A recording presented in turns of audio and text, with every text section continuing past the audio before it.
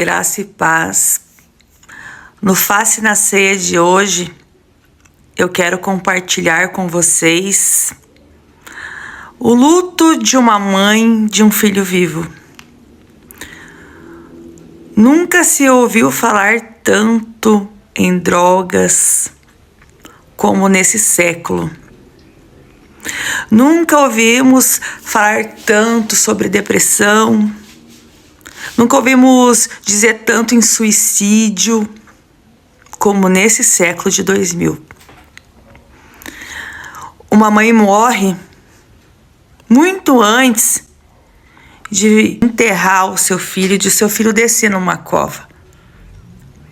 Quando uma mãe perde um filho para as drogas, quando uma mãe enterra os seus filhos e chora num caixão, ela já enterrou o seu filho há muito tempo antes. Não tem mais doloroso, não tem coisa mais frustrante, não tem coisa mais impotente do que você tentar de tudo em prol do dependente químico e ele não querer ajuda. Primeiro você fica brava quando você descobre. Depois você fica depressiva. Depois você se sente impotente, frustrada. Às vezes você também rejeita a situação. Você vai vivendo. Às vezes você perde até a fé. Às vezes você deixa de orar, o que é bem pior. E às vezes você sorri, você trabalha, você estuda, mas quando você deita a cabeça no seu travesseiro, você se lembra do seu filho. Nenhuma mãe devia passar por isso. Nenhuma mãe devia sofrer pelo seu filho que não quer ajuda. Acaba se tornando uma doença, é uma doença, porque chega um tempo da vida deles que eles não têm nem opção mais de escolha de usar droga ou não. O corpo deles já fala o mais alto, assim como qualquer vício. E todo mundo que está ao redor sofre, eles sofrem muito mais. Ao redor, a família toda sofre, porque eles roubam a sua casa, eles roubam a sua vida, eles agridem e eles não te obedecem mais. Essa é a dor de um luto de um filho vivo.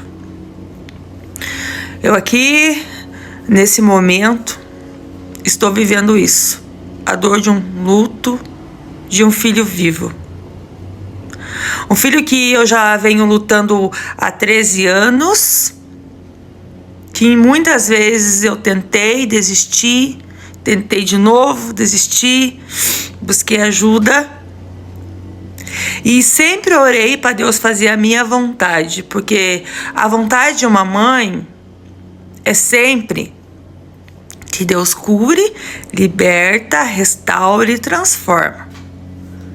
Então a minha oração sempre foi essa.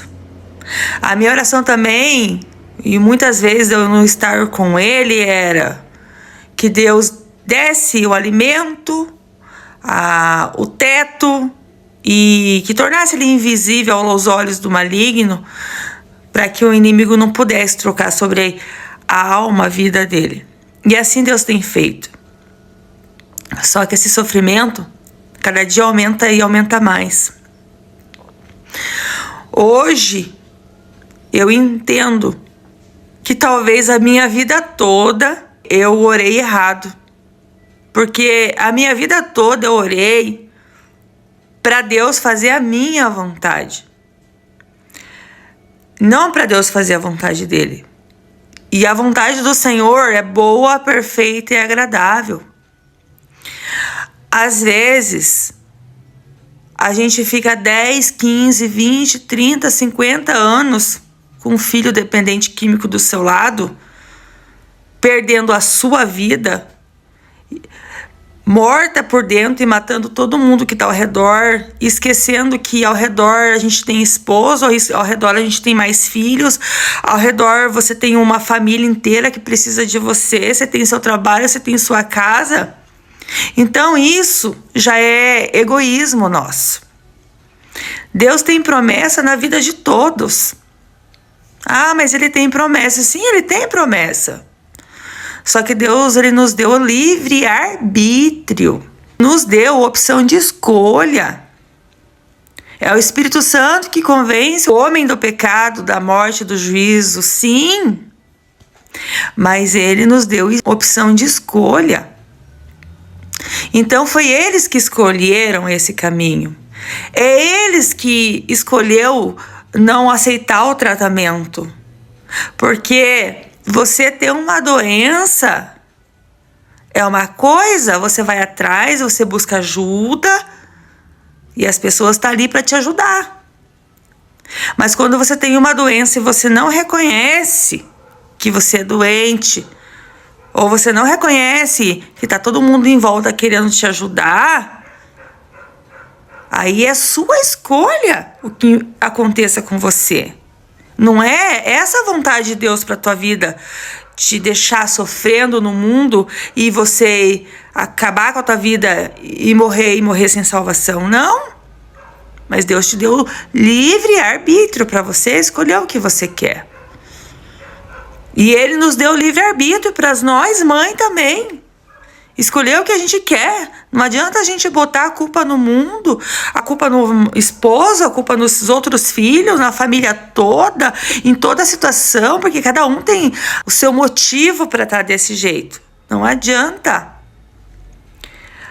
A gente tem que pensar que nós fizemos tudo o que a gente podia por eles. A gente criou da nossa melhor forma. Lógico que a gente errou bastante, porque a vida não veio com manual de instrução. Mas toda mãe e pai, eles erram com o filho, não é querendo errar, mas sempre tentando acertar. Então, dessa vez, meu coração hoje está muito frustrado. Eu já fiquei muitos anos doente por causa dessa situação. Porque não tem coisa mais dolorosa e vergonhoso para uma mãe. Mas dessa vez eu tentei de tudo. Ajudei. E nesse momento ele não quis. Entrou em surto, foi para a rua. Ouve todo mundo e menos a gente. E dessa vez eu estou reconhecendo que eu preciso de ajuda também. E eu entreguei totalmente a minha situação para Deus. E eu entreguei para Deus fazer a vontade dele, independente de qualquer coisa, porque eu sei que a vontade de Deus é boa, perfeita e agradável. Mas, independente da vontade do Senhor sobre a vida dele, que Deus o salve. E se for a vontade dele para levar para a glória, que leva, mas salva. Se for a vontade de Deus libertar, curar e transformar, que salva também.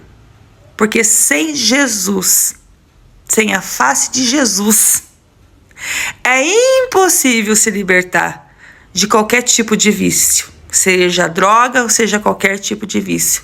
E hoje, eu acho, na minha opinião, que toda mãe, todo pai devia entregar de vez e não tirar das mãos de Jesus a situação e orar para que Deus faça a vontade dele, totalmente dele, sobre a vida do seu filho, porque sabemos que a vontade dele é boa, perfeita e agradável. Deus abençoe.